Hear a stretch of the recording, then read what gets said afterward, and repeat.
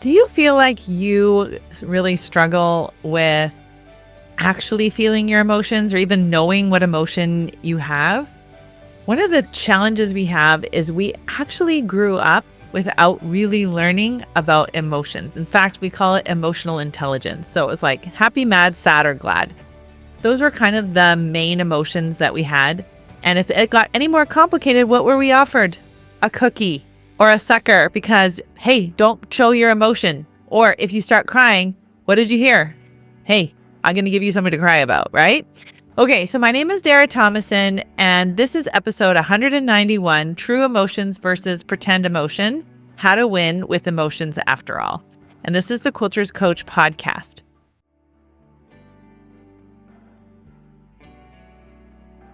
Now, what we're going to talk about today is really learning about our emotions. I know the song Feelings, Nothing But Feelings, right? We really want to increase our emotional intelligence because when we do that, we actually learn how to create permanent change, whether it's permanent weight loss or permanent, like no more people pleasing or working on our perfectionism, whatever those go-to that we struggle with, we're going to learn how to overcome that.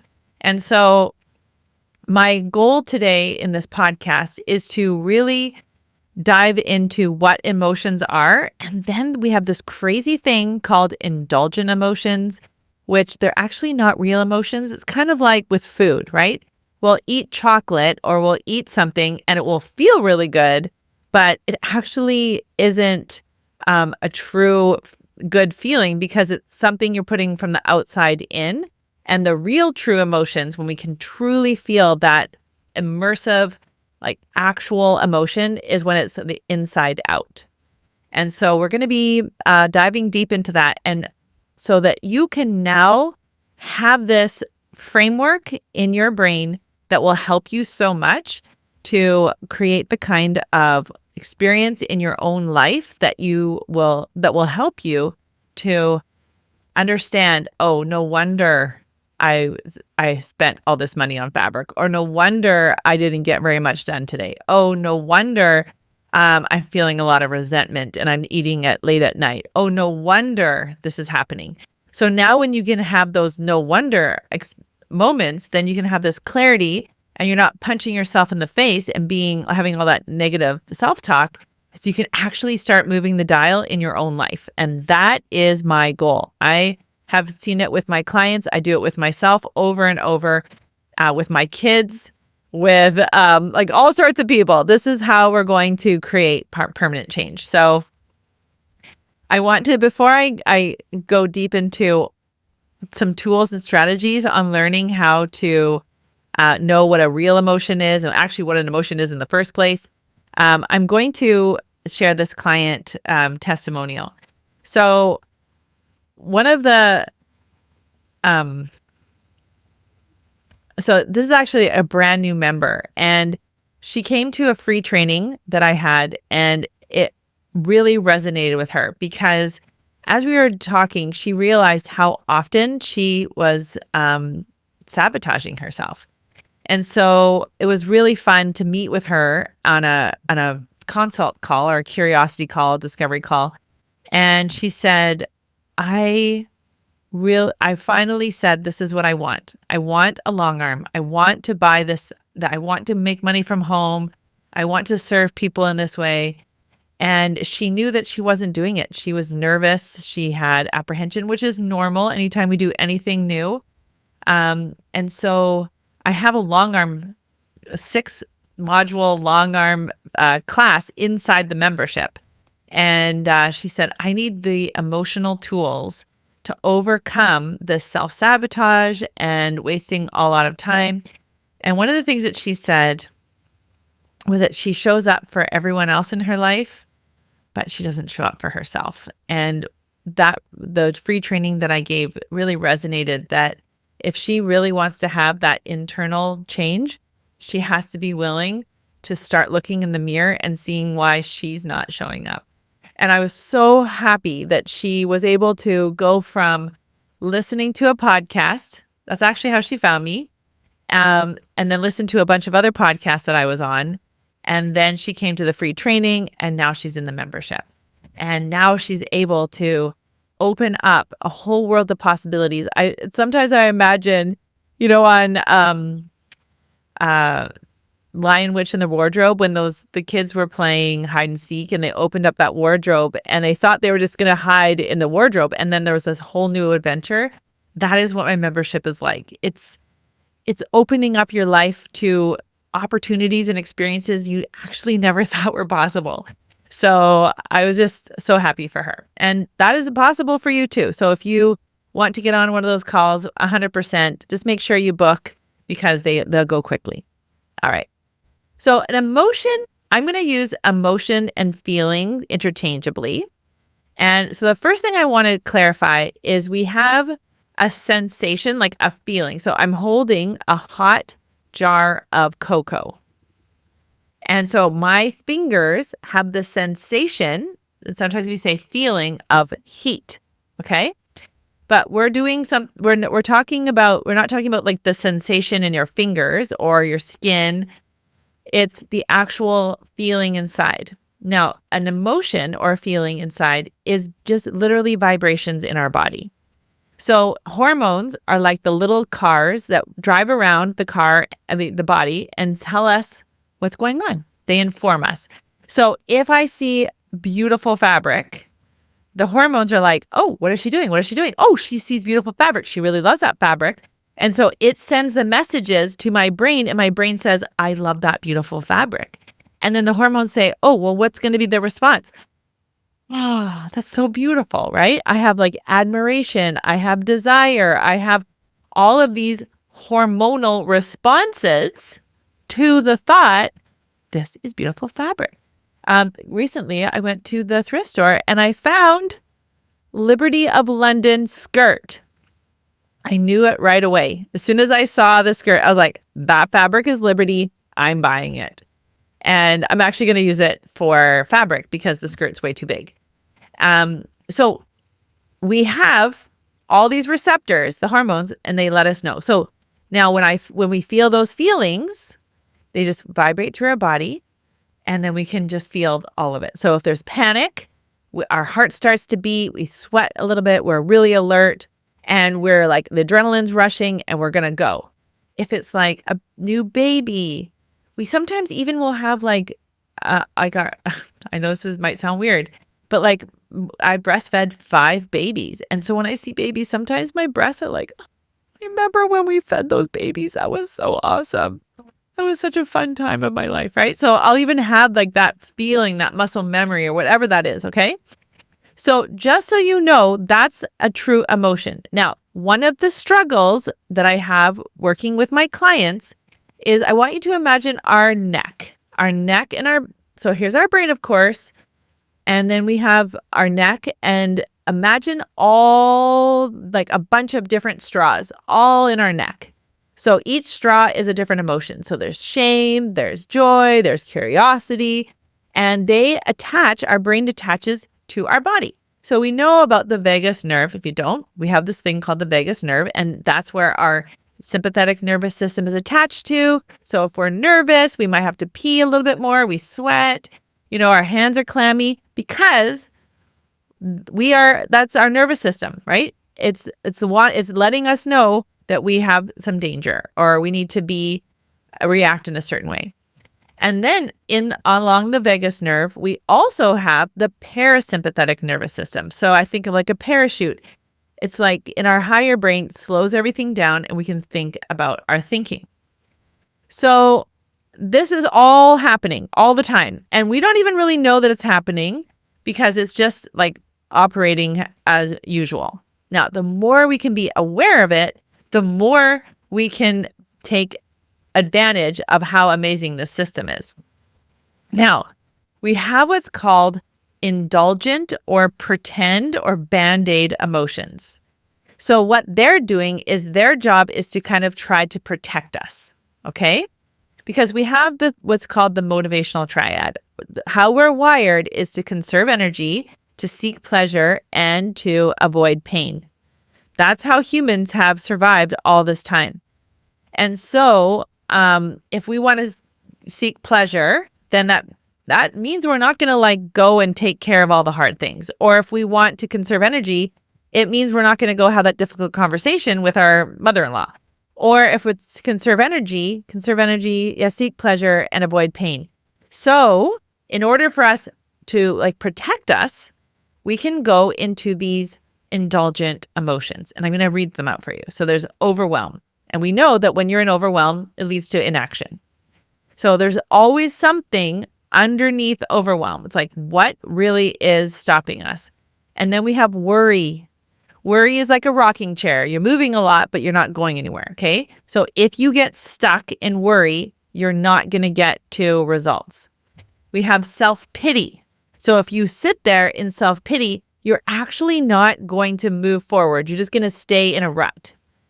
Busyness. This is a really tough one, especially for women that it's been valued to be busy, right? There's like a value attached to your checklist. Then we have doubt, because if we're constantly in a state of doubt, then we don't take action and then nothing gets done. So I just recently admitted to my dad on Sunday that I have been in doubt of my countertop. So I finally, after 7.5 years of hating my kitchen, we are redoing it. And it's just very ironic because I have had a really hard time making a final decision on the countertop. And so I just doubted this and I doubted that and I didn't move forward. And this one goes right alongside of it, confusion.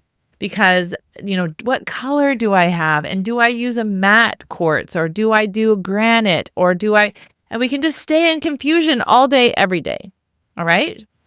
Procrastination goes right hand in hand. And I even said to my dad, I'm like, I am actively procrastinating this decision.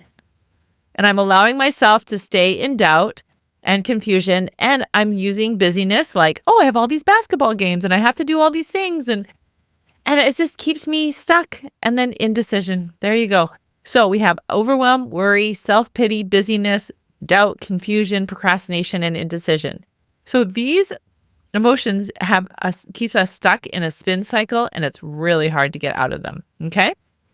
Now, the next thing I want to like kind of tie this to what we do with when we don't want to feel these things and when we don't want to actually get to the root of like, why am I always so worried? What am I doubting? What am I worried about? Like, one of the reasons I'm procrastinating the countertop is that I don't want to make this big decision and spend all this money and then they install it and I'll be like, oh, I hate it. Because that's a lot of money, right? And so of course it makes sense that if I don't make the decision, then I don't have to feel disappointed if I made the wrong choice. So it all makes sense, but really what underneath all of it is like, I just don't want to feel disappointed. I just don't want to feel disappointed that I made the wrong choice. And I haven't picked out the handles and I haven't even like got the guy to do the tile, but I just did decide mostly the pattern for the tile, right? So it all just makes sense. Now, I'm wondering for all of you, what are your go-tos? What are those emotions? And they feel real. Like worry is a real thing, but there's something that's hiding. You're not actually getting to the root of it. You're not getting to the root of any of these when you hide behind them. And I think about what we do with food.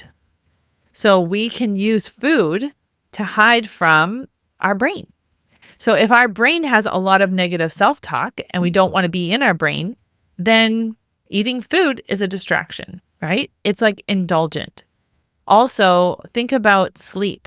If we are constantly tired, then we don't have to feel as much. So we're indulging in fatigue so that we don't have to truly live and experience that.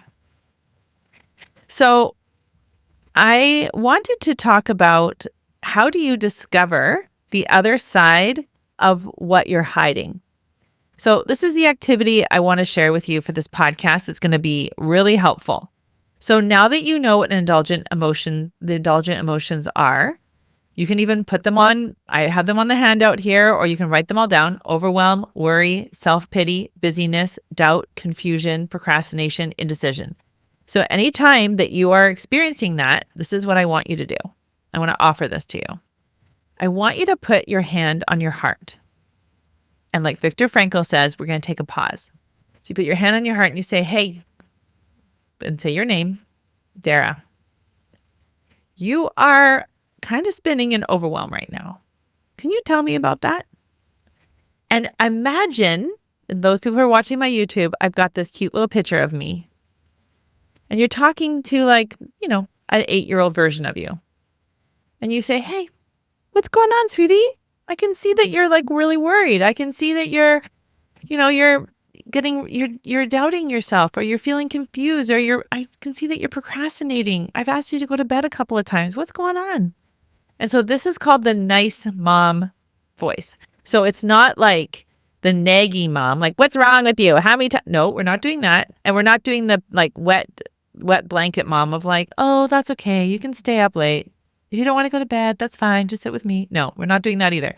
We're doing the fair, compassionate, clear, but very kind mom. That's like, I see that you're struggling. Let's have a conversation because I care about you and I know that you're struggling and I love you and I have all the time in the world to listen to you. Okay? How would that feel if you could start talking to yourself that way? So when you have that parameter, and I often think of this like the nice mom, I think of what a difference that would make in my life if I had that kind. So try that. You be the nice mom to yourself. Now, with the other thing because what a nice mom does is a nice mom says, what's really going on? So I want you to imagine it's like you have like a dartboard, okay? So or a curling. If you any curlers out there, my grandpa and grandma were curlers. My grandpa was a semi-professional curler. It's very exciting. But so you think of like, or even target, right? You think of a target like a bullseye. So there's always the actual problem in the middle of the bullseye, and then we have the rings around it, and so confusion and worry and overwhelm, all of those things are like the rings around, like trying to protect us to get to the core of the issue. All right. And so like a nice mom, that's what she says. She's like, so what's really going on, sweetie? So then you start talking and it gives you a safe place to talk. So today on my coaching call with my, in the membership, we actually did this self-coaching activity where I said, so they actually all drew a target just like that. And they put their really important goal to themselves in the middle. And then I asked them, what is stopping you from creating that goal? So for some of them, it was weight loss. One of them wanted an online course. And so then what they were able to see is, oh, I can't do this yet because I'm afraid of technology, or I'm afraid of what people might think. There could be the haters, or I'm afraid of people thinking I might, whatever, right? So we all have our reasons. And then you can just start addressing each one of those. And one of them can be, well, what is the solution? And then you can just propose and say, hey, sweetheart, you can talk to yourself like that. It's nice. Nice moms talk like that. You can say, hey, I hear that you're really struggling with this idea. Let's just try this thing. Oh, yeah, that can feel daunting. I get it. But we're just going to try this one editing tool online. And then if that doesn't work, we're just going to give ourselves a budget and then we're going to find someone who's going to help us edit it.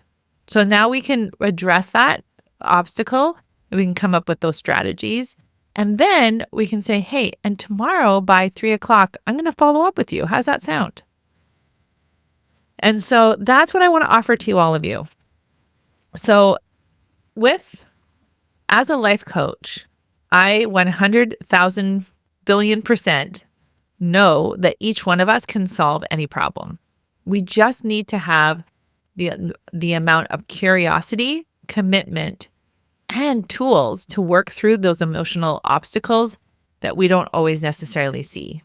And so if there are, and I want you to try this out. So I want you to draw the circle. I want you to put in the middle what you really, really want. And then I want you to come up with 5 or 6 or 7 or 3 reasons why you haven't got that goal yet.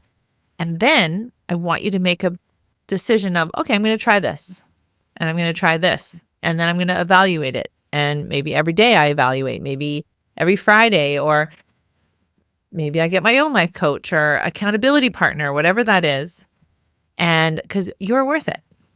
And the thing is, your desire, you're a good person. So what you desire is a good thing. All right. Thank you so much for joining me. I do want to just say that in the month of March, in our membership, we are working on how to overcome overwhelm. Imagine that.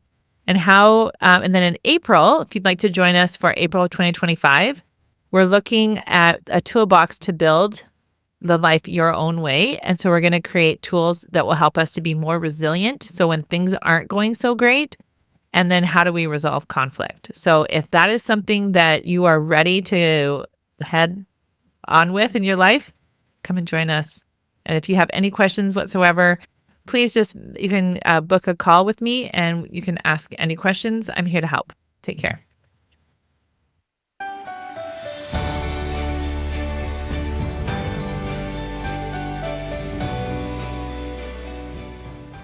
If you aren't loving your current life and hear yourself saying things like, I should be happier, I should be getting more done, or question how productive and fulfilled you are, this podcast is for you. I'm Dara Tomasson, professional quilter turned life coach for quilters, where I show you how to overcome obstacles like perfectionism, people pleasing, overeating, overcomplicating life, so that you can really start to enjoy your life by learning and using tools for your brain to help you transform your everyday living. Are you ready to make these changes? I'm ready to help. Let's start your transformation one UFO at a time.